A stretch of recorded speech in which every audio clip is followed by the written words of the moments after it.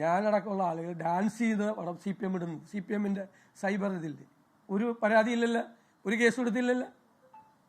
അപവാദം, ലൈംഗിക ചുവയുള്ള അപവാദം നിരന്തരമായി ചില യൂട്യൂബ് ചാനലുകൾ വഴി ഇവർ പറയിപ്പിക്കുകയാണ് CPM. എന്നിട്ട് പരാതി കൊടുത്തിട്ട് കേസെടുക്കാൻ പറ്റില്ലെന്ന് പറഞ്ഞു. ഉള്ള വൃത്തിയുടെ മുഴുവൻ പറയിപ്പിക്കുകയാണ് CPM. പണം കൊടുത്ത് പറയിപ്പിക്കുക. എന്നിട്ട് അതിനെതിരായി പരാതി കൊടുത്തിട്ട് അവരെ പ്രൊട്ടക്ട് ചെയ്യാണ് പോലീസ്. DGPക്ക് പരാതി കൊടുത്തിട്ട് നടപടിയെടുത്തില്ല. ഞാൻ കൊടുത്ത പരാതിയിൽ നടപടിയെടുത്തില്ല, ചെയ്യില്ല എന്ന് പറഞ്ഞു. അപ്പം ഇത് ചെയ്യാല്ലേ? ഇത് മുഖ്യമന്ത്രി എന്തായാലും കണ്ടാണല്ലോ, സംസാരിക്കും ചെയ്താണല്ലോ അല്ലേ? ഞാനും രമേശ് ചെന്നിത്തലയും അടക്കമുള്ള CPMന്റെ ഇപ്പോഴത്തെ ഒരു പ്രചരണം, ഒരാഴ്ച ഇലക്ഷനിൽ തോറ്റു കഴിഞ്ഞപ്പോൾ കൂടി ഞങ്ങളെല്ലാം മുഖ്യമന്ത്രി സ്ഥാനത്തിന് വേണ്ടി ഫൈറ്റ് ചെയ്യണമെന്ന്. അത് വരുന്ന രീതിയിൽ AI ടൂൾ ഉപയോഗിച്ച് ഞങ്ങളെല്ലാം ബോക്സിംഗ് നടത്തുന്ന പടം വരെ കൊടുക്കുകയാണ്. CPMന് എന്തും ചെയ്യുക. CPMന് ഇനി ഒന്നുമില്ലായിരുന്നപ്പോൾ കോൺഗ്രസിന് മുഴുവൻ കുഴപ്പമാണ്. മുഖ്യമന്ത്രി സ്ഥാനത്തിന് വേണ്ടി ഒന്ന് വരുത്തി തീർക്കാൻ ഇറങ്ങിയിരിക്കുകയാണ് CPM. അതിൻ്റെ പേരിൽ ഞങ്ങൾക്കെതിരെ AI ടൂൾ ഉപയോഗിച്ച് എത്ര സംഭവങ്ങൾ വന്നു ഞാൻ കാണിച്ചു തരാമല്ലോ. എൻ്റെ മൊബൈലിൽ കിടക്കുന്നുണ്ടല്ലോ. ഞങ്ങളാരും കേസ് കൊടുത്ത ഞങ്ങളെ അച്ചു ഉമ്മനെതിരെ, മുഖ്യമന്ത്രിയായിരുന്ന ഉമ്മൻചാണ്ടി സാറിൻ്റെ മകൾ അച്ചു ഉമ്മനെതിരെ എത്ര മോശമായ പ്രചരണം നടത്തി. പരാതി കൊടുത്തിട്ട് കേസെടുക്കൂല. പോലീസ് എന്തെങ്കിലും തറവാട്ട് സ്വത്താണ്, നാട്ടിൽ ന്യായമില്ലേ?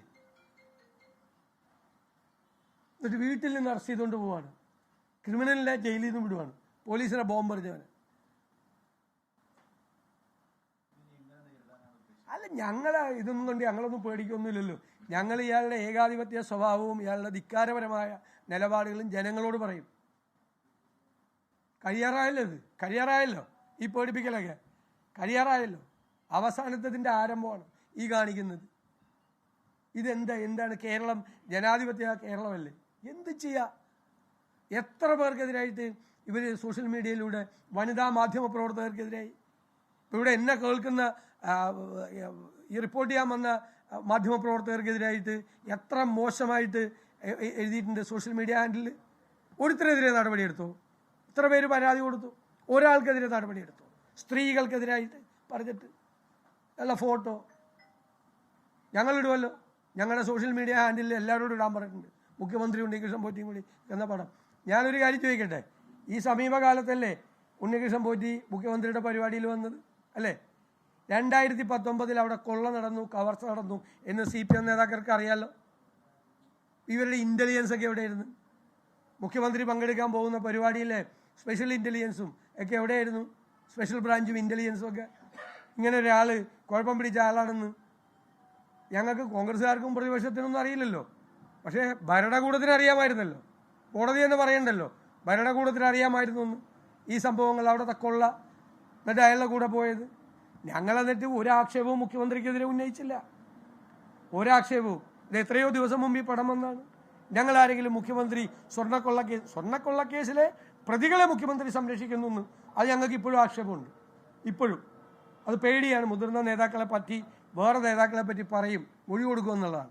ജയിലിൽ കിടക്കുന്ന ആളുകളെ പോലും നടപടിയെടുത്തിട്ടില്ല CPM. അതിന് സ്വർണ്ണക്കൊള്ള മറച്ചു വയ്ക്കാൻ വേണ്ടിയിട്ടാണ് ഇപ്പം ഇതുമായിട്ട് ഇറങ്ങിയിരിക്കുന്നത്. ഇതുപോലത്തെ അറസ്റ്റും മറ്റേ പാട്ടിനെതിരെ കേസെടുക്കലും. നാണം കെട്ടുപോയില്ലേ? പാട്ടിനെതിരെ കേസെടുക്കാൻ പോയിട്ട് നാണം കെട്ടുപോയല്ലോ.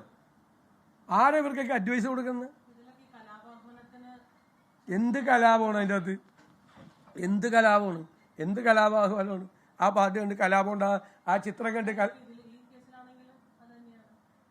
ഞാൻ പറയണത് അത് തന്നെയാണ് പറയാം. അത് അവരുണ്ടാക്കുമല്ലേ, കേസ് ഉണ്ടാക്കുമല്ലേ. ആ കേസ് നിൽക്കൂല, അത് കോടതി എടുത്ത് ചവറ്റുകൊട്ടയിൽ എറിയുന്നു കണ്ടപ്പോഴല്ലേ പിന്നെ നടപടി എടുക്കേണ്ടെന്ന് തീരുമാനിച്ചത്. ഇവർക്കൊക്കെ നിയമോപദേശം. ലോകത്തെവിടെയായാലും ഏത് സമയത്തും 24 വാർത്തകളും ഓഗ്മെന്റഡ് റിയാലിറ്റി പാക്കേജുകളും എക്സ്പ്ലെയിനറുകളും വിശദമായി കാണാൻ ഞങ്ങളുടെ യൂട്യൂബ് ചാനൽ നിങ്ങൾക്ക് സബ്സ്ക്രൈബ് ചെയ്യാം.